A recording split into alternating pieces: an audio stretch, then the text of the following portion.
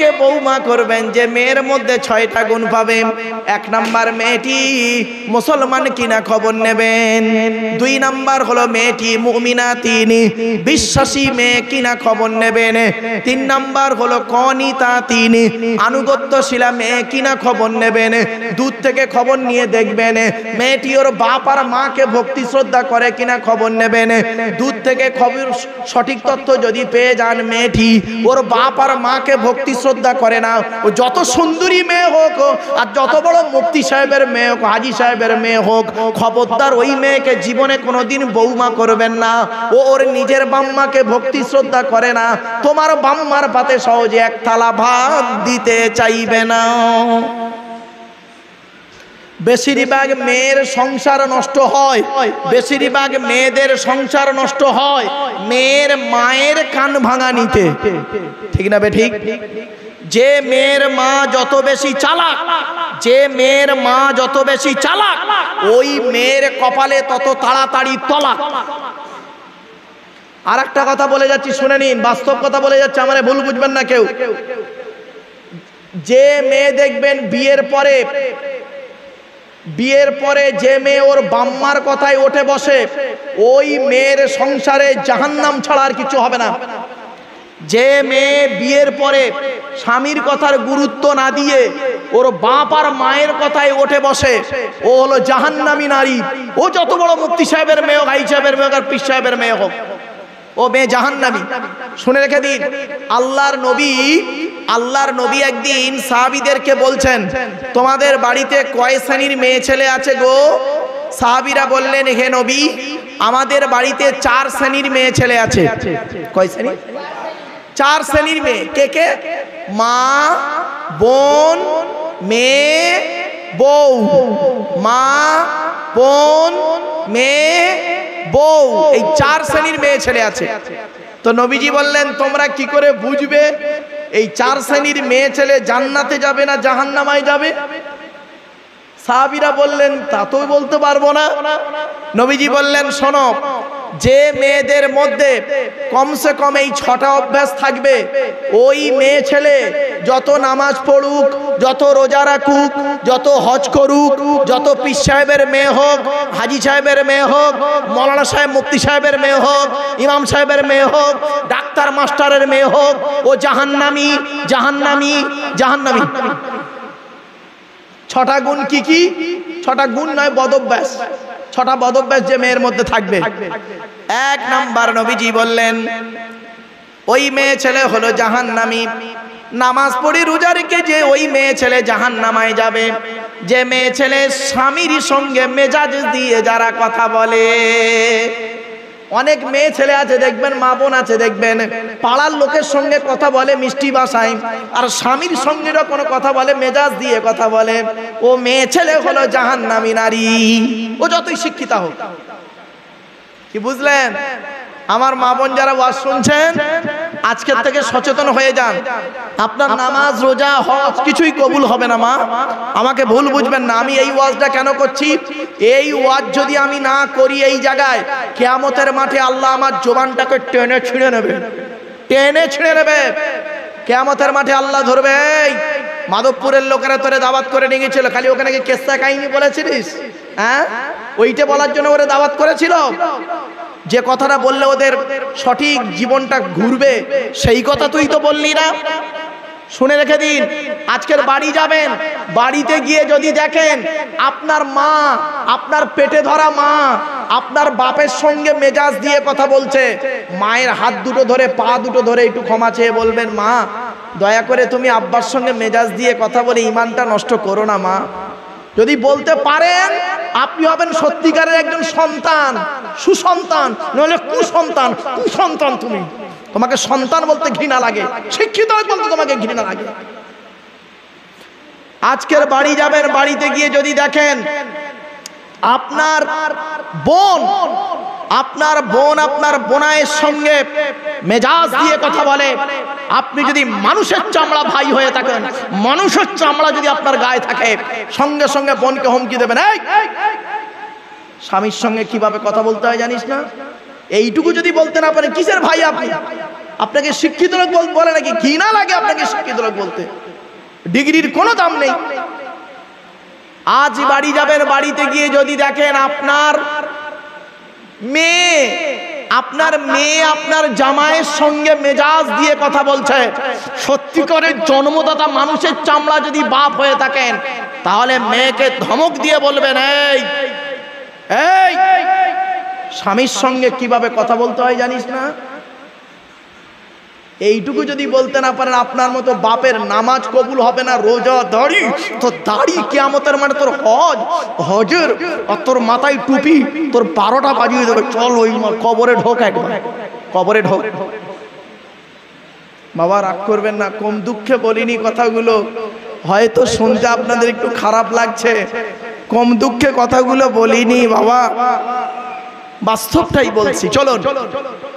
আচ্ছা, 1 নাম্বার কি হলো? কোন মেয়ে? বলুন ভুলে গেছেন? মানে আমার দাঁত খিচুনি দেখে আপনারা সব ভুলেই যাচ্ছেন নাকি? না, এমনি বলছি, শোনেন। কোন মেয়ে? যে মেয়ে তার স্বামীর সঙ্গে মেজাজ দিয়ে কথা বলে। কোন মেয়ে? স্বামীর সঙ্গে মেজাজ দিয়ে কথা বলে। খবরদার মা বোনেদের বলে যাচ্ছি, মা বোনেরা, স্বামীর সঙ্গে মেজাজ দিয়ে কথা বলবেন না।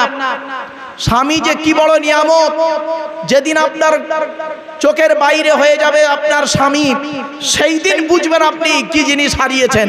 এখন বুঝতে পারবেন না।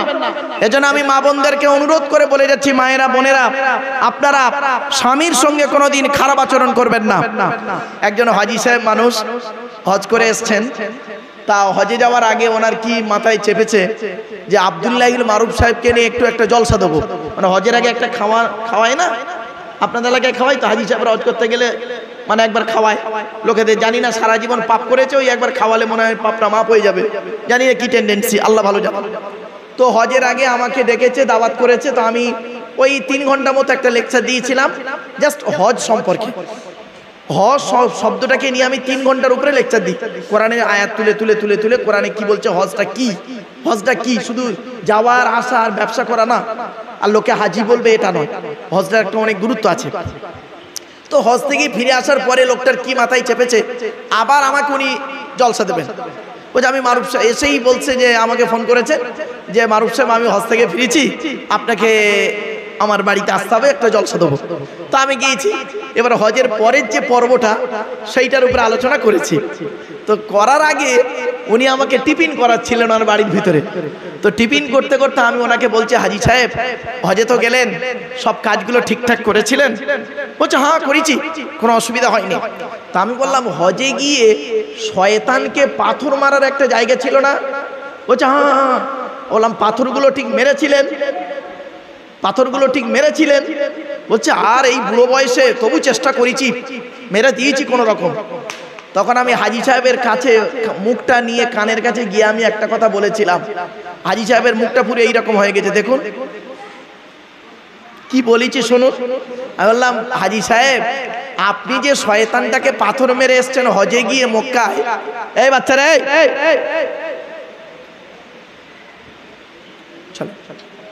ওই ওদের মাঝখানে 2-1 জন বয়স্ক লোক বসে যান।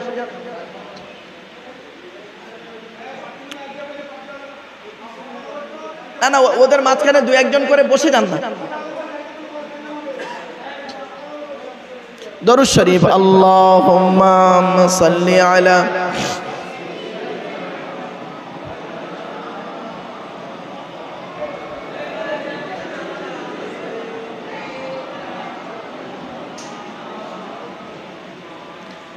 তা আমি খালি জাস্ট হাজী সাহেবকে একটা কথা বলেছি, কি জানেন?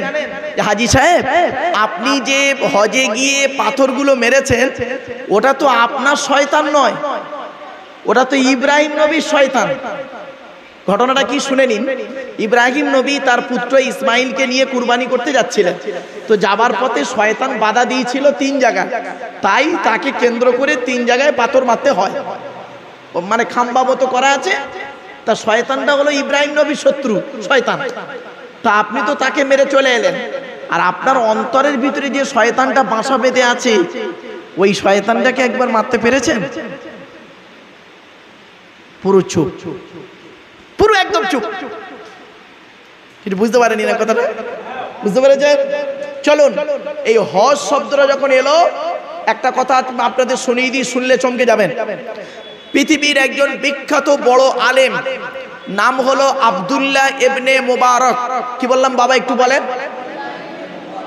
আব্দুল্লাহ ইবনে মুবারক, উনি খুব বড় আলেম ছিলেন, খুব আল্লাহওয়ালা মানুষ ছিলেন। ওনার কি মন গেছে হজে যাবে, হজ তো ফরজ হয়ে গেছে, উনি হজে যাবেন। তো এমতো অবস্থায় করেছেন কি হজে যাবে তার 2-3 দিন আগের ঘটনা। ওনার একটা ছেলে কাঁদতে কাঁদতে ওনার বাড়ি আসছে, কাঁদতে কাঁদতে বাড়ি আসছে। তা উনি জিজ্ঞাসা করলেন, বাবা তুমি কাঁদছো কেন? বলছে, আব্বা গ্রামে একটা লোকের বাড়িতে গিয়েছিলাম, তারা কিছু গোস্ত রান্না করে খাচ্ছিল, তা আমি গিয়ে চাইলাম, আমাকে দিল না, আমাকে দিল না। আমি 2-3 বার চাইলাম, লাস্টে আমাকে লোকটা মেরে তাড়িয়ে দিল, তাই আমি কাঁদছি। তা আব্দুল্লাহ ইবনে মুবারক রহমাতুল্লাহ আলীকে ভাবলেন যে আমার ছেলেকে মারলো সামান্য একটু গোস্তের তরকারি চেয়েছে বলে, আচ্ছা চলো তো আমি লোকটার বাড়ি যাব। ছেলেটাকে নিয়ে লোকটার বাড়িতে গিয়েছে। শুনে নিন ঘটনাটি, মাধবপুরের মানুষ চমকে যাবেন আজকে এই ঘটনাটা শোনার পর। লোকটার বাড়িতে গিয়েছে, গিয়ে দরজায় ঠোকা মেরেছে। লোকটা দরজা খুলিয়ে দেখছে আব্দুল্লাহ ইবনে মুবারক, বড় একজন আল্লাহর ওলি এবং বড় আলেম। সঙ্গে সঙ্গে উঠে দাঁড়িয়ে বলুন, আসসালামু আলাইকুম। বলছে, ওয়ালাইকুম আসসালাম। বাবা আমি তোমার কাছে এসেছি একটা জিনিস জানতে, এই বাচ্চাটা আমার ছেলে। বলে, হুজুর জানি আপনার ছেলে, জানি। আমার ছেলে জানো? জি। তো আমার ছেলে তোমার বাড়িতে এসে একটু গোস্তর তরকারি চেয়েছে, তা তুমি একে না দিয়ে মেরে তাড়িয়ে দিয়েছো কেন বাবা, একটু বলবে? একটু দয়া করে বলো না বাবা। লোকটা কি বলছে শুনুন, খালি শুনলে চমকে যাবেন। লোকটা বলছে, হুজুর আমি খুব গরিব, আজ 3 দিন আমার বাড়িতে চুলো জ্বলেনি, 3 দিন আমার বাড়িতে চুলো জ্বলেনি, বাচ্চারা অনাহারে পড়ে আছে। আমি রাস্তায় দিয়ে আসছিলাম, রাস্তার ধারে দেখি একটা মরা প্রাণী, হালাল প্রাণী মরা পড়ে আছে, হালাল প্রাণী মরা পড়ে আছে, মরা তো হারাম, পড়ে আছে। তা আমি কি করব, জান বাঁচানোর জন্য আমি ওই মরা পশুর গোস্ত একটু ছুরি দিয়ে কেটে নিয়ে এসেছি, এসে 3 দিন পরে রান্না করে বাচ্চাদের নিয়ে খাচ্ছিলাম। এমন তো অবস্থায় আপনার বাচ্চাটা এসেছে আমার দরে। আমি দেখতে পাচ্ছি আপনি হজে যাবেন, আপনার জন্য হজ ফরজ, আপনি ধনী মানুষ, এই মরা মাংসটা আমার জন্য হালাল, আপনার জন্য হারাম, আপনার বাচ্চার জন্য হারাম। আমি জেনে শুনে আপনার বাচ্চাকে কি করে হারাম জিনিস খেতে দিই? তাই বাচ্চাটা আমাকে 1 বার 2 বার 3 বার চেয়েছে, আমি সহ্য করতে না পেরে বাচ্চাকে একটু হাঁকার মেরেছি, তাই বাচ্চা কেঁদে কেঁদে আপনার কাছে গেছে। তো হুজুর যদি আমার ভুল হয়ে থাকে আপনি দয়া করে আমাকে মাফ করে দিন। সঙ্গে সঙ্গে আব্দুল্লাহ ইবনে মুবারক রহমাতুল্লাহ আলাইহি করলেন কি, সোজা বাড়ি চলে গেলেন। বাড়িতে গিয়ে হজে যাওয়ার যত টাকা ছিল, হজে যাওয়ার যত টাকা ছিল সমস্ত টাকাগুলো এনে লোকটাকে দিয়ে বলছে, ভাই আমি হজে যাব না, আমার হজের টাকাগুলো আজ আমি তোমাকে দিয়ে দিলাম, তুমি খাও, একটা ব্যবসা বাণিজ্য করো। তো ভালো, সে বছর আর উনি হজে গেলেন না। ওনার বন্ধু একসঙ্গেই যাবার কথা, ওনার বন্ধু হজে চলে গেছেন। এবারে ওনার বন্ধু হজে গিয়ে দেখছেন যেখানেই যাচ্ছে কাবা শরীফ তওয়াফ করছে, সামনে আব্দুল্লাহ ইবনে মুবারক, জোরে বলুন। মদিনা শরীফ যাচ্ছে, মদিনা শরীফে যাচ্ছে, সামনে আব্দুল্লাহ ইবনে মুবারক। যেই দেখা করতে যায় লোকের মাঝে গুলিয়ে যায়। তো এইরকম হওয়ার পর উনি করলেন কি, ওনার বন্ধু করেছেন কি, অবশেষে হজ থেকে বাড়ি এসছেন, এসে সোজা আব্দুল্লাহ ইবনে মুবারকের কাছে এসছেন। এসে বলল, আব্দুল্লাহ ইবনে মুবারককে বলছেন, ভাই আব্দুল্লাহ ইবনে মুবারক আপনি হজ থেকে কবে ফিরলেন? উনি বললেন, ভাই আমি তো হজে যেতে পারিনি এবছর, আমার হজের টাকা একটা গরিবকে দান করে দিয়েছি, আমি তো যাইনি। বলছে, দেখেন বেয়াদবি মাফ করবেন, আমি হজে যেখানেই গিয়েছি সেখানেই আমার আগে আপনাকে দেখতে পেয়েছি, জোরে বলুন। সেই দিন রাতে স্বপ্ন দেখছে, সেই দিন রাতে আব্দুল্লাহ ইবনে মুবারক রহমাতুল্লাহ আলাইহি স্বপ্ন দেখছে।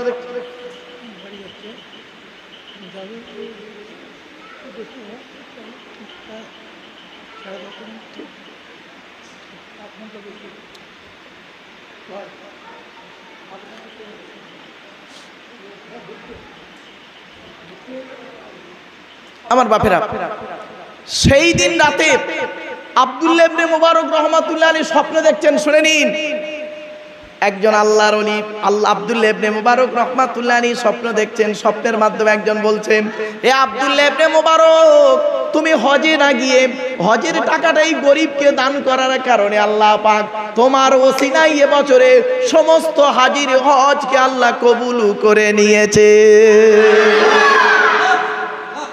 কি বুঝলেন? বাড়ি থেকে ভাববেন, এই ঘটনাটা ছোট্ট একটা উদাহরণ দিলাম আপনাদেরকে। বাড়ি থেকে ভাববেন গরিবের দান করা কত মূল্যবান জিনিস, আপনাদের আমি বোঝাতে চাইছি। চলুন এগিয়ে যাচ্ছি। এরপরে আল্লাহ পাক বললেন কি, তো দেহের মধ্যে তিনটে জিনিস আলাদা, মনে পড়ছে না? ভুলে গেলেন? এখন আমাদের আলোচনা চলছে কার? আল্লাহর। এই আল্লাহর আলোচনা করতে করতে 1 ঘন্টা বোকা ফেলিস দেখতে দেখতে। চলুন, অসুবিধা হচ্ছে আপনাদের? চলো এবার আসছি। 1 নাম্বার হলো কি, ব্লাড গ্রুপ আলাদা। 2 নাম্বারটা কি আলাদা শুনুন। 3টে জিনিস আলাদা তো আল্লাহ বলছেন। 2 নাম্বারটা কি আলাদা শুনুন। কোরআনে বলছেন, আলাম নাজআল লাহু আইনাইনি। আল্লাহ বলছেন, আমি কি তোদের 2টো চোখ তৈরি করি নাই? আমেরিকার 10 জন বৈজ্ঞানিক তারা গবেষণা করলো, কোরআনে চোখের কথা কেন বলা হলো, কোরআনে চোখের কথা কেন বলা হলো। গবেষণা করে দেখছে যে পৃথিবীতে যত মানুষ জন্মগ্রহণ করেছেন, যত মানুষ এসেছেন, আসছেন, আসবেন, কারোর চোখের রেটিনার সঙ্গে কারোর চোখের রেটিনার কোনো মিল নেই। সঙ্গে সঙ্গে ওই 10 জন বৈজ্ঞানিক ইসলামের কালেমা পড়ে মুসলমান হয়ে গেলে। কোথায় আছেন? 3 নাম্বার বলেছিলাম কি, ফিঙ্গারপ্রিন্ট। ফিঙ্গারপ্রিন্ট মনে পড়ছে? আধার কার্ড করার সময় ফিঙ্গারপ্রিন্ট। শুনে রেখে দিন, কোরআনে বলা হয়েছে, আয়াহসাবুল ইনসানু আল্লান নাজমাআ ইযআমা বালা কাদিরিনা আলা আন নুসাউবিয়া বানানা। এর বাংলা মানে কি? হে মানব জাতি, তোরা কি মনে করেছিস? আল্লাহ বলছেন সূরা কিয়ামত 4-5 নম্বর আয়াতে, হে মানব জাতি, তোরা কি মনে করেছিস আমরা মরে গেলে পচে গলে হাড় হয়ে যাব, কিয়ামতের মাঠে আল্লাহ তুলতে পারবে না? কখনোই ভাববি না। এই পৃথিবীতে যেমন তোদের বুড়া আঙুলের ছাপ যেমন কারোর সঙ্গে কারোর কোনো মিল নেই, কিয়ামতের মাঠে কারোর সঙ্গে কারোর কোনো মিল পাবি না। কোরআনের এই আয়াতকে নিয়ে কে গবেষণা করলো? কোনো মোল্লা মলি সাহেব গবেষণা করেনি। কে গবেষণা করলো শুনে নিন। থাইল্যান্ডে চ্যাং ম্যাং ইউনিভার্সিটি অ্যানাটমি বিভাগের প্রফেসর, বিখ্যাত পণ্ডিত বৈজ্ঞানিক, লোকটার নাম হলো তাথাগত তোজে-সান। উনি একজন খ্রিস্টান, হিন্দু নন, মুসলমান নন, খ্রিস্টান। উনি বললেন কোরআনে ভুল আছে। বলল কি ভুল? বলল কোরআনে লেখা আছে বুড়ো আঙুলের ছাপ নাকি কারোর সঙ্গে কারোর কোনো মিল নেই। আমি কোরআনের ভুল বের করে শুনবো। উনি করলেন কি, 1000 মানুষের বুড়ো আঙুলের ছাপ নিলেন, 1 বছর ধরে গবেষণা করে দেখছেন কার সঙ্গে কার মিল আছে। যখন কারোর সঙ্গে কারোর কোনো মিল পেলেন না, ল্যাবরেটরির ভিতরে দাঁড়িয়ে দাঁড়িয়ে ইসলামের কালেমা পড়ে মুসলমান হয়ে গেলেন। কোথায় আছেন আপনি? আপনি কোন জায়গায় আছেন? আজ সে কোরআনকে নিয়ে সারা বিশ্ব গবেষণা করছে, আর আপনি কোরআনটাকে ঘরের মাচায় রেখেছেন। হ্যাঁ, আপনি কি নেবেন কোরআন থেকে বলুন? ভৌত বিজ্ঞান নেবেন? কোরআনে আছে। জীবন বিজ্ঞান নেবেন? কোরআনে আছে। জিওগ্রাফি নেবেন? কোরআনে আছে। কি নেবেন? আর্থ লাইফ, আফটার লাইফ, কি নেবেন? রাজনৈতিক জীবন, পারিবারিক জীবন, সাংসারিক জীবন, সবই রয়েছে কোরআনের ভিতরে। আজকে কোরআনকে আমরা গবেষণা করতে পারি না। একদম বাস্তব কথা বলছি আপনাদেরকে। আমি কি বলবো ভাবতে পারবেন না। আসুন কোরআন ও বিজ্ঞানের আলোচনা যখন করব তখন একটা একটা করে বলে যাব। চলুন, এতক্ষণ আপনাদের কাছে আল্লাহ সম্পর্কে একটু ধারণা দিয়েছি, আর 2-1টি কথা আপনাদেরকে বলবো। এবার আসছি, আল্লাহ পাক বলছেন, বান্দা তোরা আমাকে মানবি কেন? মাধবপুরের মানুষ, তোরা আমাকে কেন মানবি? হে দক্ষিণ 24 পরগনা, পশ্চিম বাংলা অর্থাৎ ভারতের মানুষ, তোরা আমাকে মানবি কেন? পৃথিবীর মানুষ, তোরা আল্লাহকে মানবি কেন?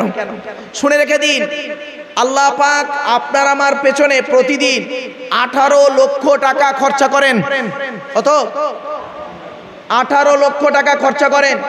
আপনি কি জানেন, আপনি যে অক্সিজেনটা নেন, 24 ঘন্টায় ওই অক্সিজেনটা অতবার নিতে গেলে কমসে কম 17 থেকে 18 লক্ষ টাকা লাগে। আপনি কোথায় আছেন? যতবার নিঃশ্বাস নেন আপনার টোটাল দেহের ভিতরে, আপনি কি ভেবেছেন একবারও? কোনোদিন ভাবেননি। আল্লাহ বলছে, বান্দা শোন, আমি তোকে ভালোবাসি, তাই তোকে সৃষ্টি করেছি, আর আমার উদ্দেশ্য একটাই, তুই আমার ভালোবাস, অর্থাৎ আমার কথা মতো জীবনযাপন কর। আর এই পৃথিবীতে আমার কথা মতো জীবনযাপন করে মানুষকে সঠিক পথটা দেখিয়ে দে, তুই নিজেও সঠিক পথে চল। কিন্তু দুঃখের বিষয়, এগুলো আমরা সরেছি, এটা থেকে সরে গেছি। চলুন এবার আসছি, আল্লাহ রাব্বুল আলামিন পবিত্র কোরআনে জানিয়ে দিয়েছেন কি ওয়াইদা সালাকা ইবাদি আন্নী ফাইন্নী করিব উজিবু দাওয়াতাদ দাঈ ইযা দাআন ফালিয়াস্তাজিবু লি ওয়া লিউমিনু বি লাআল্লাহুম ইয়ারশুদুন। আল্লাহ পাক বলছেন বান্দা নবী আমার বান্দারা যখন আমার প্রসঙ্গে তোমাকে জিজ্ঞাসা করবে তুমি খালি বলবে আন্নী ফাইন্নী করিব, আন্নী ফাইন্নী করিব, আমি আল্লাহ ওর খুবই নিকটে আছি। উজিবু দাওয়াতাদ দাঈ ইযা দাআন ফালিয়াস্তাজিবু লি ওয়া লিউমিনু বি লাআল্লাহুম ইয়ারশুদুন। আল্লাহ বলছেন বান্দা যখন আমাকে ডাকে আমি আল্লাহ তার ডাকে সাড়া দিই। জোরে বলুন সুবহানাল্লাহ। আরে আদম আলাইহিস সালাতু ওয়াস সালাম আদম নবী ১,৫০০ বছর আল্লাহকে ডেকেছে। ১,০০০ বছর পৃথিবীতে বেঁচে ছিলেন আদম নবী। ৩৫০ বছর চোখের পানি ফেলেছে, আল্লাহ তার ডাকে সাড়া দিয়েছেন। নূহ নবী ৯৫০ বছর আল্লাহকে ডেকেছেন, আল্লাহ তার ডাকে সাড়া দিয়েছেন। ইব্রাহিম নবী আগুন কুণ্ডের ভেতর থেকে আল্লাহকে ডেকেছেন, আল্লাহ তার ডাকে সাড়া দিয়েছেন। ইউনূস নবী মাছের পেটের ভেতর থেকে আল্লাহকে ডেকেছেন, আল্লাহ তার ডাকে সাড়া দিয়েছেন। আইয়ুব নবী ১৮ থেকে ২০ বছর রোগে থেকে সেখান থেকে ডেকেছেন, আল্লাহ তার ডাকে সাড়া দিয়েছেন। মূসা নবী পেছনে শত্রু সামনে নদী, সামনে নদী পেছনে শত্রু, কি করবে? আল্লাহকে বললেন আল্লাহ কোথায় যাব?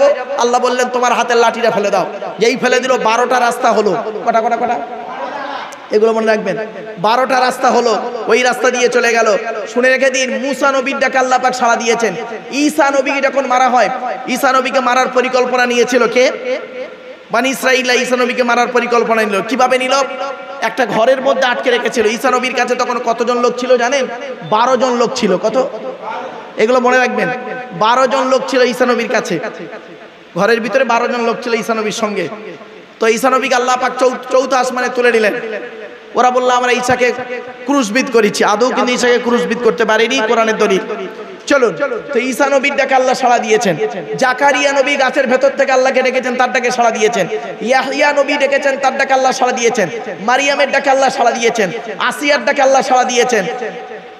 আর আপনার ডাকে সাড়া দেবে না কেন? আপনি ডেকেছেন? আপনি তো ডাকার মতো ডাকেননি, আপনি তো বিপদে পড়ে ডেকেছেন। আপনি বিপদে পড়ে আল্লাহকে ডাকেন, আর বিপদ থেকে উদ্ধার হয়ে গেল আল্লাহকে ভুলে যান। দেখবেন রেফারেন্স দিয়ে দিই, আল্লাহ নিজেই বলছেন ফাইদা রাকিবু ফিল ফুলকি দা'বুল্লাহ মুখলিসিনা লাহুদ্দিন ফালাম্মা নাজ্জাহুম ইলাল বাররি ইযা হুম ইউশরিকুন। ২১ নম্বর পারা ৩ নম্বর পৃষ্ঠা ২ নম্বর লাইন, সূরার নাম সূরা আনকাবুত। আল্লাহ বলছে বান্দা যখন নৌকায় করে নদী পার হতে যায়, নদীর মাঝখানে যখন নৌকাটা একবার টলমল করে, ওরা তখন প্রত্যেকেই মরণের ভয়ে আল্লাহ আল্লাহ বলে চিৎকার করে। আল্লাহ বলে আমার নাম রহমান, আমার নাম রহিম, ওদের কান্না সহ্য করতে পারি না। ফালাম্মা নাজ্জাকুম ইলাল বাররি, যখন ওদের ডাঙায় তুলে দিই, ওরা এত বড় মুনাফিক বদমাইশ, যেই ডাঙায় উঠে গেল ইযা হুম ইউশরিকুন, আমার সঙ্গে শিরক করে আর বলে মাঝি ভালো ছিল বলে বেঁচে গেছি, নইলে মরে যেত। বুঝতে পারেননি? আরেকটা দলিল দিচ্ছি, ফাইদা মাসাল ইনসানা দুররুন দাআনা লিযামবিহি আও কাইদান আও কাইমাম ফালাম্মা কাশাফনা আনহু দুররাহু মাররা কাল্লাম ইয়াদউনা ইলা দুররিম মাসা। আল্লাহ বলছে বান্দা যখন আমি বিপদ আপদ মুসিবত দিয়ে পরীক্ষা করি, ওরা তখন কি করে? দাঁড়িয়ে বসে শুয়ে কাকুতি মিনতি করে আমার কাছে কান্নাকাটা করে। আর যেই বিপদ থেকে উদ্ধার করে দিই, এমন ভাবে বুক ফুলিয়ে যেন বাজারে চলে ওর কোনো বিপদই হয়নি। করোনা থেকে উঠে এসছে, বলছে কে বলেছে আমার করোনা হয়েছে? আমার সর্দি জ্বর হয়েছিল। বুঝতে পারিনি। করোনা থেকে উঠে এসছে, মাইকে হেঁকে গেছে, ও মনে হয় মরেই গেছে। সেই লোক আবার বেঁচে এসছে, ওকে বলছে তোর করোনা হয়েছিল? বলছে না না না, সর্দি জ্বর হয়েছিল। বাড়ি থেকে ভাববেন। চলো, এরপরে আল্লাহ পাক বলছে বান্দা শোন, এই পৃথিবীতে তুই আমাকে একবার ডাক, আমি তোর ডাকে সাড়া দেব। আমার দেওয়া পৃথিবী, আমার দেওয়া জমিন, এই পৃথিবীর খাওয়াবার মালিক হলাম আমি আল্লাহ। খাওয়াবার মালিক কে? জোরে বলো।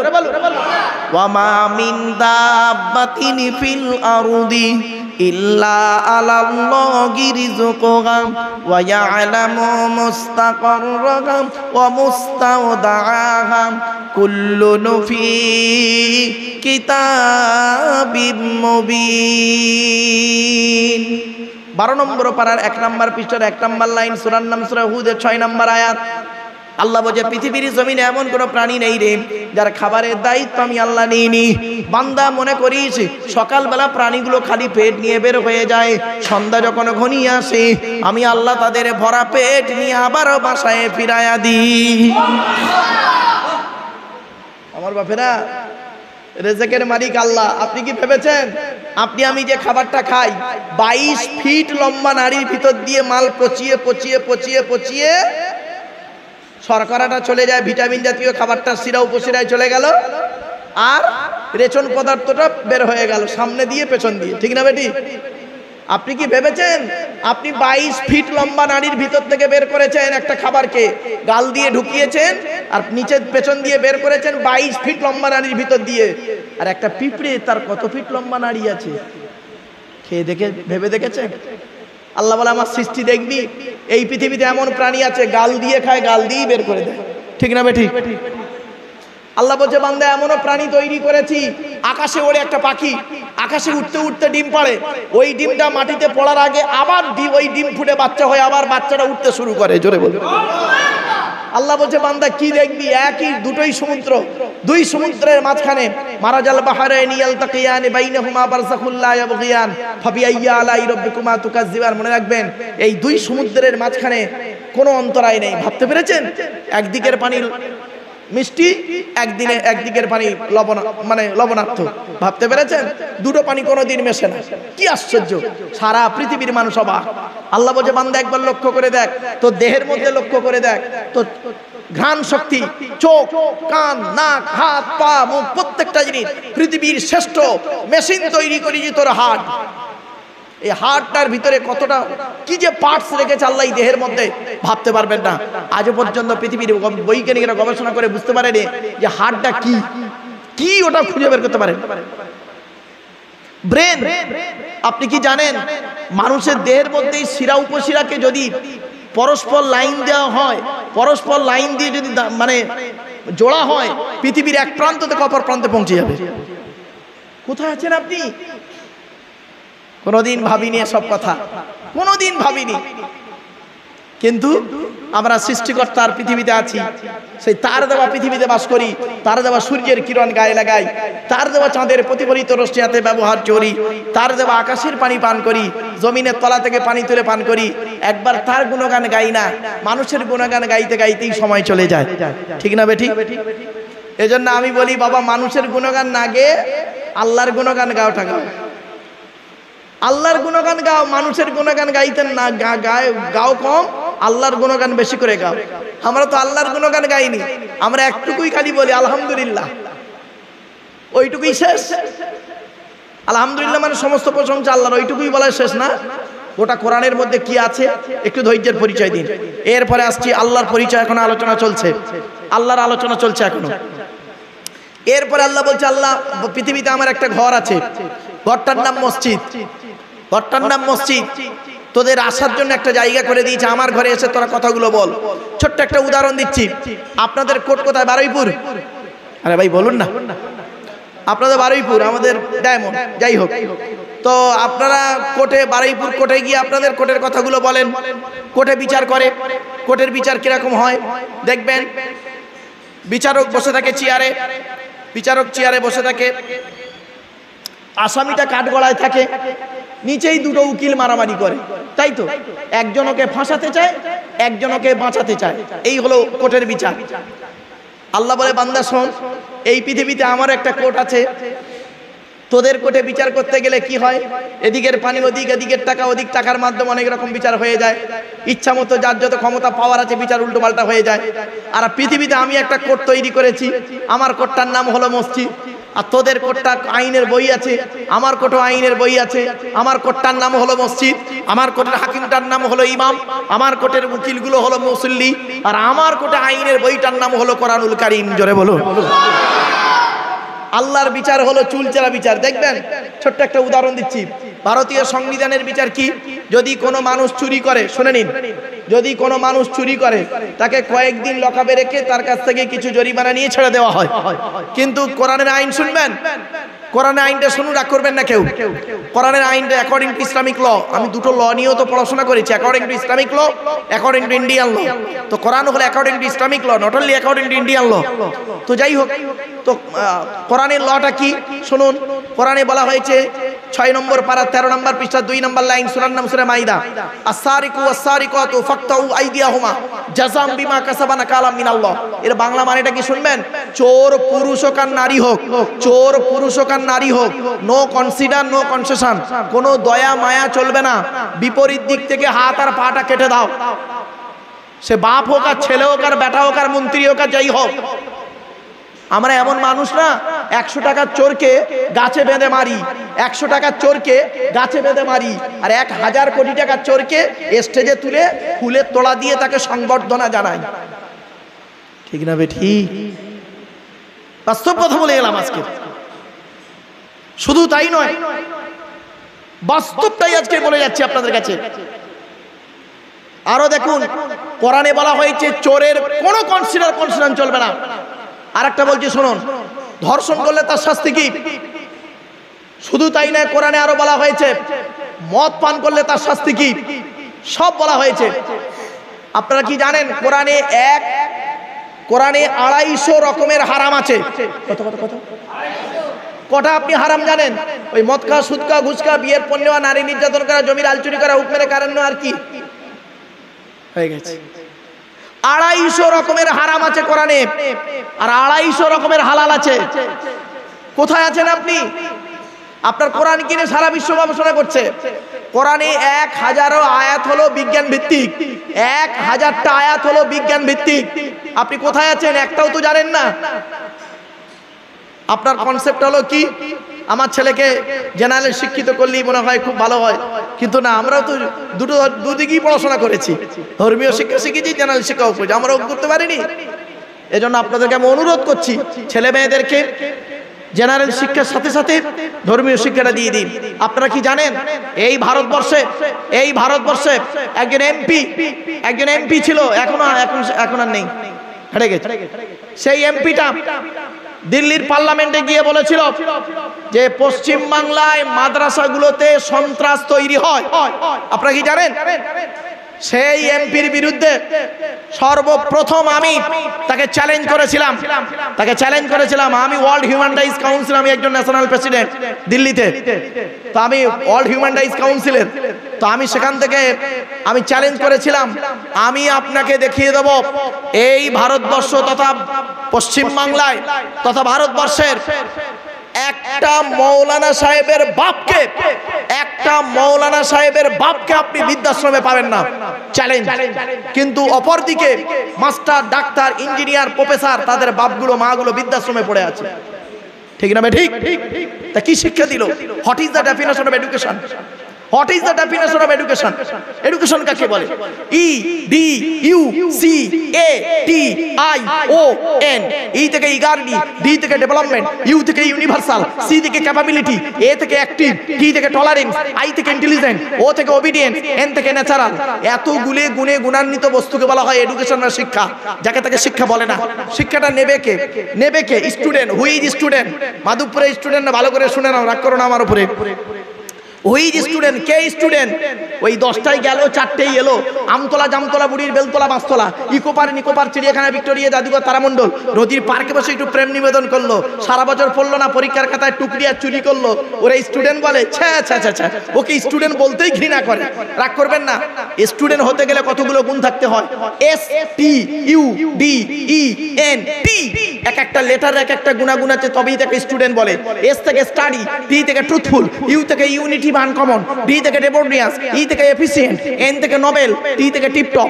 এতগুলো গুণে গুণান্বিত ব্যক্তিকে বলা হয় স্টুডেন্ট। তাই এর মধ্যে একটা হলো ট্রুথফুল, সত্যবাদী হতে হবে স্টুডেন্ট হতে গেলে। এখনকার ছাত্র ছাত্রীরা ম্যাক্সিমাম মিথ্যাবাদী। আপনারা কি জানেন এখন লেখাপড়া কোথায় হয় জানেন? পেচ্ছাপখানায়, পায়খানায়, টয়লেটে। এখন লেখাপড়া পেচ্ছাপখানায়, পায়খানায় চলে গেছে টয়লেটে। মাধ্যমিকের সেন্টার হয় আমার স্কুলে, আর আমরা একটা স্কুলে সেন্টার নিতে যাই উচ্চ মাধ্যমিকের। আপনাদের কি বলবো, এখন লেখাপড়া চলে গেছে পেচ্ছাপখানায়, পায়খানায়। টুকলি, মাইক্রো জেরক্স, বই সব নিয়ে পেচ্ছাপখানায়, পায়খানায় পড়ে আছে। একটা ভালো ছেলে সেখানে পেশা ফিরে চলে আসছে। যে ছেলেটা চুরি করে পাস করলো সেও আবার 20 বছর পরে একজন স্টেজে এসে লেকচার দেবে, আর তার লেকচার শুনে মানুষ সঠিক পথ পাবে। আচ্ছা, এটাকে বিশ্বাস করা কিরকম জানেন? ঠিক ওই কাঁঠালের আমসত্ত্বের মতো। আপনারা খেয়েছেন? অকল্পনীয় জিনিস কাঁঠালের আমসত্ত্ব, অসম্ভব জিনিস।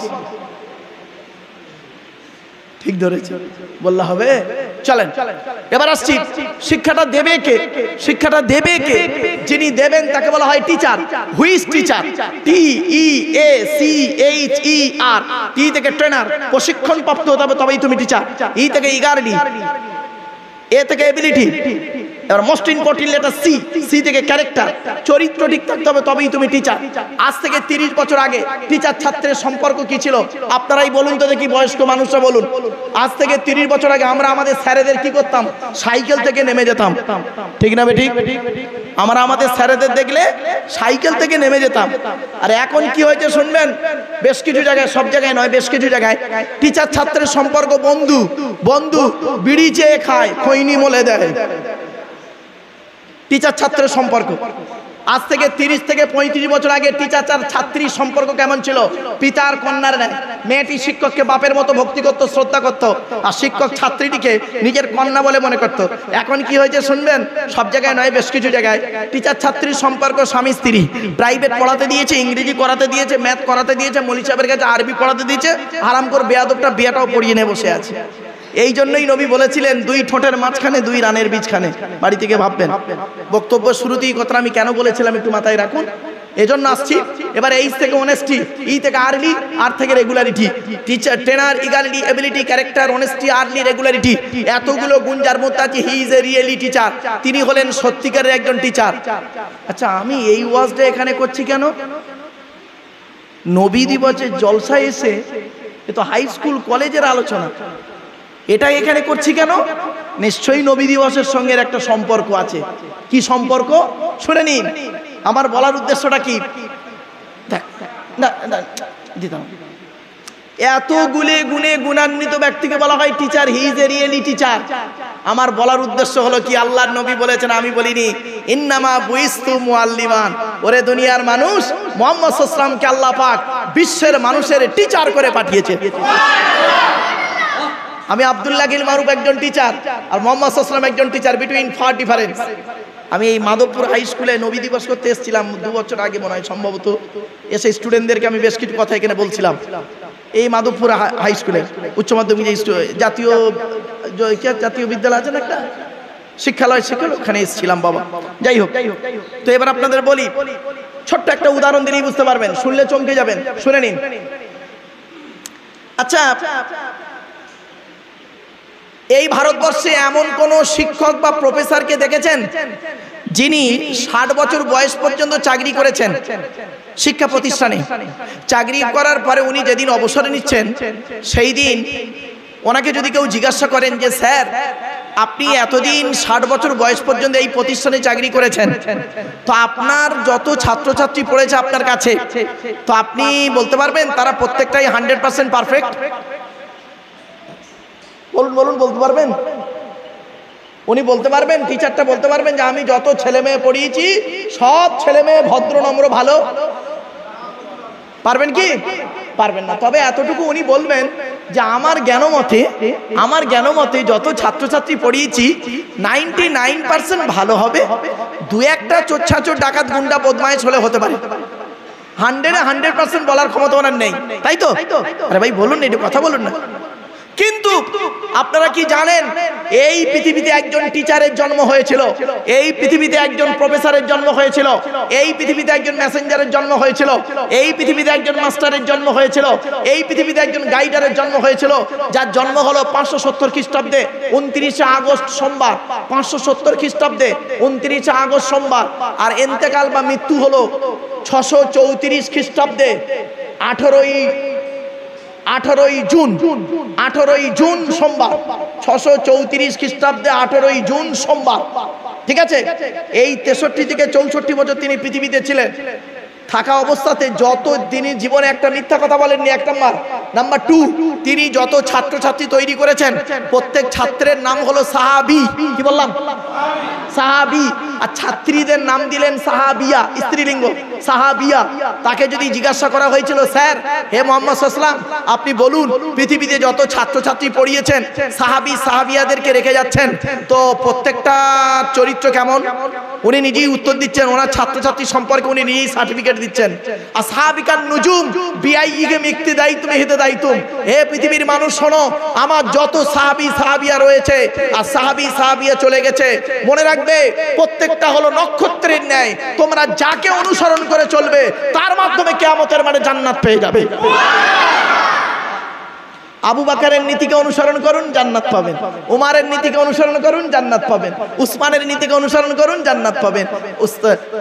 বেলালের নীতিকে অনুসরণ করুন, জান্নাত পাবেন। আব্দুল্লাহ ইবনে মাসউদের নীতিকে অনুসরণ করুন, জান্নাত পাবেন। হাসান বিন সাবেতের অনুসরণ করুন, রাদিয়াল্লাহু তাআলা আনহুমদের অনুসরণ করুন, জান্নাত পাবেন। তাহলে এমন একজন প্রফেসরের আলোচনা আমরা এখনই করতে যাব। এতক্ষণ আল্লাহর আলোচনা করেছি, আর আল্লাহর আলোচনা নয়, দেখতে দেখতে 1.5 ঘন্টা আল্লাহর আলোচনা সম্পর্কে হয়ে গেছে। এবার আসছি নবীদের আলোচনা হবে। তো নবীদের আলোচনা করতে গিয়ে তার মাঝে একবার দরুদ শরীফ, আল্লাহুম্মা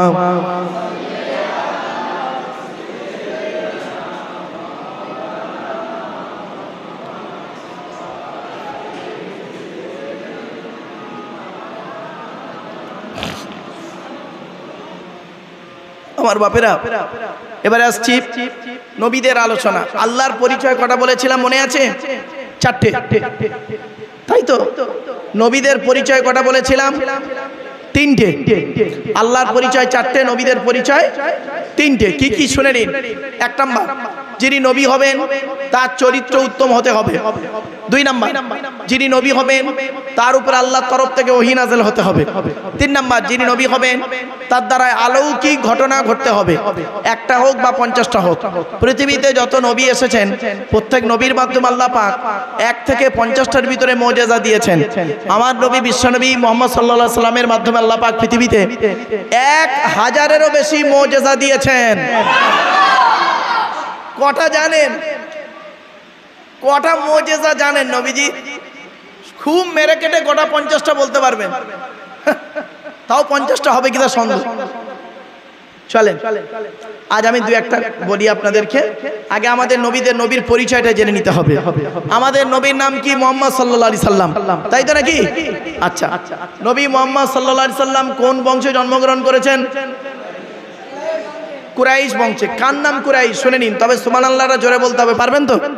চলুন, কোন বংশ বললেন?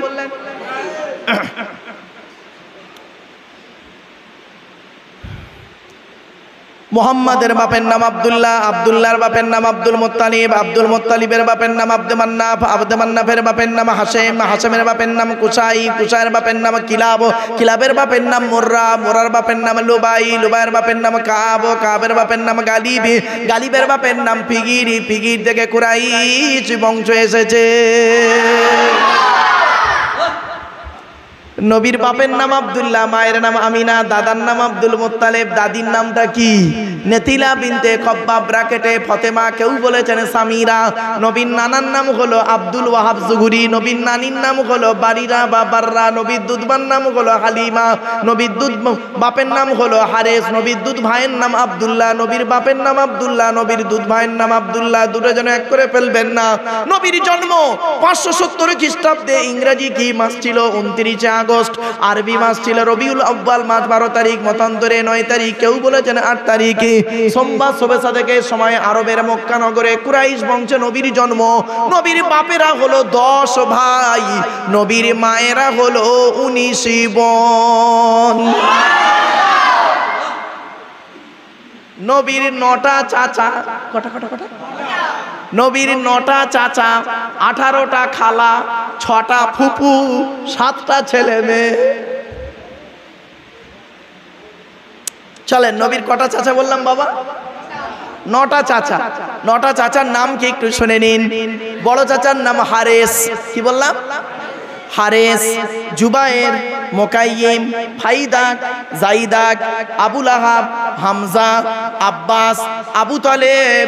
নবীর বাপ হলো আব্দুল্লাহ। ওই আবু জাহালের নাম তো এখানে নেই। আবু জাহাল নবীরই চাচা নয়। অনেক বক্তা বাজারে ওয়াজ করে বেড়ায় আবু জাহাল নবীরই চাচা, বলে না? তা কোন দাদুর ছেলে?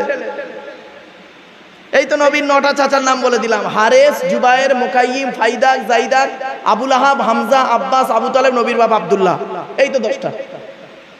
বাবা এজন্যই বলি গো বাবা, লেখাপড়া করা মানুষ, এই রেগুলার ক্লাস করা একটা স্টুডেন্ট, হ্যাঁ রেগুলার ক্লাস করে না এমন একটা স্টুডেন্ট দুটোই পাস করে, একটা ফার্স্ট ডিভিশন পায়, একটা ভালো নাম্বার পায়, দুটো কিন্তু এক নয় বাবা। চলেন এবার আসছি নবীর ছেলে মেয়ে হলো 7টা। কটা কটা কটা? 7টা। 3টে পুত্র সন্তান, 4টে কন্যা সন্তান। 3টে পুত্র সন্তানের নাম কি? বড় ছেলেটার নাম হলো কাসেম, কি বললাম? তারপরের ছেলেটার নাম হলো তাহির বা তৈয়েব, ছোট ছেলেটার নাম হলো ইব্রাহিম। 4টে কন্যা সন্তানের নাম কি? বড় মেয়েটার নাম হলো জাইনাব, তারপরের মেয়েটার নাম হলো রুকাইয়া, তারপরের মেয়েটার নাম হলো উম্মে কুলসুম, ছোট মেয়েটার নাম হলো ফাতেমা, যার সঙ্গে নবীজি আলীর বিবাহ দিয়েছিলেন। এখানে একটি ছোট্ট প্রশ্ন করব আপনাদেরকে, আচ্ছা আরবে কি ছেলের খুব অভাব ছিল বুঝি? না হযরত আলী রাদিয়াল্লাহু তাআলা খুব কোটিপতি ছিলেন তাও তো নয়। তো মুহাম্মদ সাল্লাল্লাহু আলাইহি ওয়াসাল্লাম হযরত আলীকে জামাই করতে গেলেন কেন?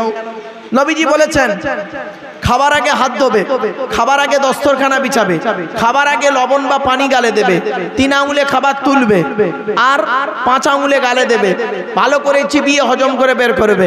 নবীজি বলেছেন খাবার মাঝে পানির পিপাসা পেলে পানি পান করবে, তবে ঢক ঢক করে পানি পান করবে না, 3 ঢোকে পানি পান করবে। তারপরে নবীজি বলেছেন খাওয়া হয়ে যাবে, আঙুলটাকে ভালো করে চাটবে। আঙুল চাটলে কি হয় শুনে রেখে দিন। পৃথিবীর একজন বিখ্যাত বৈজ্ঞানিক, কানাডার টরন্টো ইউনিভার্সিটি অ্যানাটমি বিভাগের প্রফেসর, বিখ্যাত পণ্ডিত বৈজ্ঞানিকের নাম হলো উইলিয়ামস হার্ভে। উনি বলছেন যে মুহাম্মদ সাল্লাল্লাহু আলাইহি সাল্লামের এই কথাটা আমার অত্যন্ত ভালো লেগেছে যে মুহাম্মদ সাল্লাল্লাহু আলাইহি সাল্লাম বলেছেন খাবার শেষে আঙুল চাটতে। তো মানুষ যখন আঙুল চাটে ওর মুখের মধ্যে একটা লালা গ্রন্থি আছে, লালা আছে, ওই লালাটা যত বেরোবে তত হজমের উপকার হবে। 1500 বছর আগে নবীর সুন্নতটাকে আজকে তিনি বাস্তবায়ন করলেন। দুঃখের বিষয় আমরা মুসলমানের বাচ্চা হয়ে সে সুন্নতটা আদায় করিনি। শুনে রেখে দিন, ইসরায়েল যে ফিলিস্তিনিকে এত মারছে, ইসরায়েল জানে আমরা এখন ধ্বংস হব না। কেন জানেন? ইহুদিদের ধর্মগ্রন্থ তালমুদ, কি বললাম শুনে নিন, ইহুদিদের ধর্মগ্রন্থ তালমুদে লেখা আছে মুসলমানদের সঙ্গে ইহুদিরা সেই দিন পারবে না, সেই দিন মুসলমানদের কাছে ইহুদিরা হার মানবে। কোন দিন জানেন? যেদিন তোমরা দেখবে জুম্মার নামাজের জামাত আর ফজরের নামাজের জামাত এক হয়ে গেছে। জোরে বলুন, কি বললো? এক মানে কি? মানে জুম্মার নামাজ যত লোক হয়েছে ফজরের নামাজে তত লোক হবে। যেদিন হবে সেদিন থেকে জানবে মুসলমানদের সঙ্গে আর তোমরা পারবে না। আর ইহুদিরা এটা ভালো রকম জানে, মুসলমানরা ফজরের নামাজ পড়েই না ভালো, ওরা জুম্মার নামাজে একবার হাজির হয়ে যায়। অতএব ওদের কাছে আমরা ওদের কাছে হারবো না, চিন্তা নেই। বাস্তব এই কথাগুলো হাসির ছলে বলে গেলাম, বাড়ি থেকে ভাববেন। চলো এবারে আসছি বিশ্বনবী মুহাম্মদ সাল্লাল্লাহু আলাইহি সাল্লাম, তিনি বললেন খাবার শেষে আঙুলটাকে চাটবে। নবীজি বলেছেন যে প্লেটে খাবে প্লেটটাকে ভালো করে চেটে খাবে। মা বোনদের বলছি বাচ্চাদেরকে এখন থেকে অভ্যাস করান প্লেটটাকে চেটে পরিষ্কার পরিচ্ছন্ন করে খাবার। এরপরে নবীজি বলেছেন খাবার কতটা পরিমাণ খাবে, পেটটাকে 3টে ভাগে ভাগ করবে। প্রথম ভাগটা খাবার দিয়ে ভর্তি করবে, দ্বিতীয় ভাগটা পানি দিয়ে ভর্তি করবে, তৃতীয় ভাগটা ফুল ফাঁকা রাখবে, হজমের উপকার হবে। এই পদ্ধতি যদি আপনি খান শরীরও ভালো থাকবে, মন ভালো থাকবে, পেট ভালো থাকবে। শুনে নিন, আদম আলাইহিস সালামকে আল্লাহ পাক যেদিন তৈরি করেন, আদমের হাত দুটো ছিল মুঠো মারা। আল্লাহ পাক আদমকে বললেন আদম হাত দুটো খোলো। তা আদম হাত দুটো খুলেছে। খুলতে বাম হাতের তলায় নারী আর পুরুষ, ডান হাতের তলায় নারী আর পুরুষ। তো আদম আল্লাহকে বললেন আল্লাহ এরা কারা? তো আল্লাহ বললেন ওরা সব তোমার ছেলে মেয়ে। তো আদম আলাইহিস সালাম বলেছিলেন আল্লাহ তা এরা যদি আমার ছেলে মেয়ে হয় তাহলে এদেরকে 2 হাতের তলায় কেন করলেন? এক হাতের তলায় করলে ক্ষতি কি ছিল? তো আল্লাহ বললেন আদম শোনো, বাম হাতের তলায় যাদের দেখতে পাচ্ছ ওরা সব জাহান্নামী, আর তোমার ডান হাতের তলায় যাদের দেখতে পাচ্ছ ওরা সব জান্নাতি। এখন আপনি এখানে বসে বসে চিন্তা করুন আপনার তকদিরটা আদমের বাম হাতের তলায় না ডান হাতের তলায় ভাববেন বাড়িতে গিয়ে। চলুন তো এবার আসছি, আদম আলাইহিস সালাতু ওয়াস সালামের এই তো পরিস্থিতি দেখলেন। তো নবীর মা আমিনা বর্ণনা করছেন, আমার বাচ্চা মুহাম্মদ যেদিন মায়ের পেট থেকে পৃথিবীর মুখ দেখলো, প্রত্যেক বাচ্চা মায়ের পেট থেকে এলে তাদের হাত দুটো মুঠো মারা অবস্থায় থাকে। আমার বাচ্চা মুহাম্মদ যেদিন পৃথিবীর মুখ দেখলো, লক্ষ্য করে দেখি বাচ্চার হাত দুটো মুঠো মারা অবস্থায় ছিল না রে, বাচ্চার হাত দুটো মোনাজাত অবস্থায় ছিল, মোনাজাত অবস্থায় ছিল। 2 নাম্বার নবীর মা আমিনা বর্ণনা করেন, প্রত্যেক বাচ্চা মায়ের পেট থেকে এলে চিৎকার করে কেঁদে ওঠে। আমার বাচ্চা মুহাম্মদ যেদিন পৃথিবীর মুখ দেখলো, বাচ্চা চিৎকার করে কেঁদে ওঠে নাই, বাচ্চার কপালটা মাটিতে সাজদা অবস্থায় ছিল। 3 নাম্বার হলো, প্রত্যেক বাচ্চা মায়ের পেট থেকে পৃথিবীর মুখ দেখলে বাচ্চার নাভির সঙ্গে মায়ের নাভিটা জোড়া থাকে, ডাক্তার বা নার্সের মেয়েরা কেটে দিয়ে বেঁধে দেয়। নবীর মা আমিনা বর্ণনা করছেন, আমার বাচ্চা মুহাম্মদ যেদিন পৃথিবীর মুখ দেখলো, লক্ষ্য করে দেখি বাচ্চা মায়ের পেট থেকে আল্লাহ নাড়ি কাটা অবস্থায় পাঠিয়েছে। 4 নাম্বার হলো, প্রত্যেক বাচ্চা মায়ের পেট থেকে এলে কি হয়, পুত্র সন্তানদেরকে 12 বছরের ভিতরে খাতনা বা মুসলমানি করেন। এই মুসলমানি বা খাতনা সর্বপ্রথম কে হয়েছিল শুনে নিন। 82 বছর বয়সে জঙ্গলে কুড়ুল দিয়ে নিজে নিজে আল্লাহর হুকুমে হযরতে ইব্রাহিম খলিলুল্লাহ ইব্রাহিম নবী এই মুসলমানি সর্বপ্রথম হয়েছিল। এই জন্য মুসলমানিটা কোনোদিন মুহাম্মদ নবীর সুন্নত নয়, ওটা হলো ইব্রাহিম নবীর সুন্নাত। নবীর মা আমিনা বর্ণনা করছেন, আমার বাচ্চা মুহাম্মদ যেদিন পৃথিবীর মুখ দেখলো, লক্ষ্য করে দেখি বাচ্চা মায়ের পেট থেকে আল্লাহ পাক খাতনা অবস্থায় আল্লাহ পাঠিয়েছে। আমার বাপেরা, সেই মুহাম্মদ সাল্লাল্লাহু আলাইহি সাল্লাম পৃথিবীর জমিনে 1000-এরও বেশি মুজিজা আল্লাহ পাক তার মাধ্যমে দিয়েছেন। এজন্য মুহাম্মদ সাল্লাল্লাহু আলাইহি সাল্লামকে নিয়ে গবেষণা করতে গিয়ে সারা পৃথিবীর বৈজ্ঞানিকরা এক কথাই মেনে নিয়েছেন, first scientifics in the world prophet Muhammad Mustafa সাল্লাল্লাহু আলাইহি সাল্লাম। পৃথিবীর প্রথম বৈজ্ঞানিক হলো হযরত মুহাম্মদ সাল্লাল্লাহু আলাইহি সাল্লাম। জোরে বলুন সুবহানাল্লাহ। একটা উদাহরণ আপনাদেরকে পেশ করছি, শুনে নিন। একটা एग्जांपल দিই। 2006 সালে, মানে আজ থেকে কত বছর হবে, 19 বছর, তাই তো বাবা? 2006 সালে ফুটবল বিশ্বকাপ হয়েছিল। প্রতি বছর 4 বছর অন্তর ফুটবল বিশ্বকাপ হয়, ফিফা ওয়ার্ল্ড কাপ হয়। তো 2006 সালে ফুটবল বিশ্বকাপ হয়েছিল। তো সেই ফুটবল বিশ্বকাপে দুটো দল ফাইনালে উঠেছিল, ইতালি আর ফ্রান্স। ফ্রান্সের ক্যাপ্টেন ছিল জিনেদিন জিদান, আর ইতালির একটা প্লেয়ারের নাম হলো মাতেরাজিদ। ফাইনালের দিনে ওই মাতেরাজিদ করেছিল কি, ফ্রান্সের ক্যাপ্টেন জিদানের গুঁতো মেরেছিল মাথা দিয়ে, মানে বাজে কটূক্তি করার কারণে গুঁতো মেরেছিল। তো যার ফলে ওই জিনেদিন জিদান গুঁতো মারার ফলে লাল কার্ড দেখে উঠে গেল। সে বছরে ফ্রান্স বিশ্বকাপ হেরে গেল। ভালো করে শুনে নিন, ভালো খেলার কারণে ফ্রান্স সোনার বলটা পেয়েছিল। যে দেশে হয়েছিল দেশটার নাম হলো জার্মান। যে জার্মানের একজন স্ট্রাইকার খেলতো, নাম হলো মেসুত ওজিল, হাফেজ মেসুত ওজিল, বাড়ি হলো তুরস্কে। তো জার্মানের সর্বশ্রেষ্ঠ ডাক্তার বলা হয়েছে তাকে, নাম হলো মিস্টার কুক। কি বললাম? মিস্টার কুক, জার্মানের শ্রেষ্ঠ ডাক্তার। তাকে জিজ্ঞাসা করছেন জার্মানের ছেলেমেয়েরা, স্যার রিলিজিয়নস অফ ইসলাম সম্পর্কে, দি হোলি কোরআন সম্পর্কে, প্রফেট মুহাম্মদ সম্পর্কে আপনি কিছু মতামত পেশ করুন। তো উনি বললেন, read the holy Quran and tradition of prophet Muhammad Mustafa সাল্লাল্লাহু আলাইহি সাল্লাম, your future life successful, it is my challenge. তো উনি বললেন, তোমরা যদি ভবিষ্যৎ জীবনটাকে উন্নতির চরম শিখরে পৌঁছাতে যাও, তাহলে আমি মিস্টার কুক তোমাদের বলে যাচ্ছি, মুহাম্মদ বলে একজন নবী এসেছিল, তার উপরে এসেছিল কোরআন, আর মুহাম্মদ মুহাম্মদ সাল্লাল্লাহু আলাইহি ওয়াসাল্লামের হাদিসগুলো নিয়ে তোমরা গবেষণা করো, তাহলে তোমরা উন্নতির চরম শিখরে পৌঁছে যাবে। ছেলেমেয়েরা বললেন, স্যার আপনি একজন এত বড় একজন ডাক্তার হয়ে আপনি এই মুসলমানদের উপরে আসা কোরআন পড়তে বললেন আর মুহাম্মাদের হাদিস পড়তে বললেন, আপনি নিজে কিছু পেয়েছেন? তা উনি বললেন, হ্যাঁ পেয়েছি বলেই পড়তে বলেছি। বলে কি পেয়েছেন স্যার? তা উনি বললেন, দেখো আমি একদিন রাস্তা দিয়ে যাচ্ছিলাম, যেতে যেতে মুহাম্মদ সাল্লাল্লাহু আলাইহি ওয়াসাল্লামের একটা বাণী শুনলাম। মুহাম্মদ সাল্লাল্লাহু আলাইহি ওয়াসাল্লাম বলেছেন, কুকুর যে পাত্রে মুখ দেয়, কুকুর যে পাত্রে মুখ দেয় ওই পাত্রটাকে তোমরা 7 বার মাটি দিয়ে ধৌত করবে। আমি চিন্তা করলাম, মুহাম্মদ সাল্লাল্লাহু আলাইহি ওয়াসাল্লাম তো কোনো কলেজ ইউনিভার্সিটিতে পড়ে নাই, কোনো মাদ্রাসায় পড়ে নাই, সায়েন্সের কোনো স্টুডেন্ট ছিলেন না, তো এমন কথা বলে কেমন করে? 16 বছরের পড়াশোনা, 20 বছরের গবেষণা, মোট 36টা বছর কাটিয়েছি মুহাম্মাদের এই ভুল বের করে বলে। অ্যামোনিয়াম ক্লোরাইড যাকে নিশাদল বলা হয়, এটাকে নিয়ে গবেষণা করছিলাম, করতে করতে মাথায় চাপলো মুহাম্মাদের ভুল বের করতে হবে। একটা পাত্রে কুকুরের জীবাণু রাখলাম, 1 বার 2 বার 3 বার 4 বার 5 বার ধৌত করার পরে ল্যাবরেটরিতে দিয়ে দেখছি ওই পাত্র থেকে কুকুরের জীবাণুটা যায় নাই। 7ম বারে যখন ধৌত করেছি, করার পরে ল্যাবরেটরিতে যখন দিয়েছি দেখছি ওই পাত্র থেকে জনমের মতো কুকুরের জীবাণুটা চলে গিয়েছে। সঙ্গে সঙ্গে উনি বলেছিলেন, oh my god, first scientific in the world prophet Muhammad Mustafa সাল্লাল্লাহু আলাইহি সাল্লাম, পৃথিবীর প্রথম বৈজ্ঞানিক যদি থাকতে হয় হযরত মুহাম্মদই আছে। আপনি কোথায় আছেন বাবু? এজন্য সেই নবী দিবস করছেন আর সেই নবীর আদর্শে আদর্শবান হবেন না। সেই নবী যেভাবে খেয়েছেন সেইভাবে খান, সেই নবী যেভাবে চলেছেন সেইভাবে চলুন। চোখ দুটো বন্ধ হয়ে গেলে সব শেষ।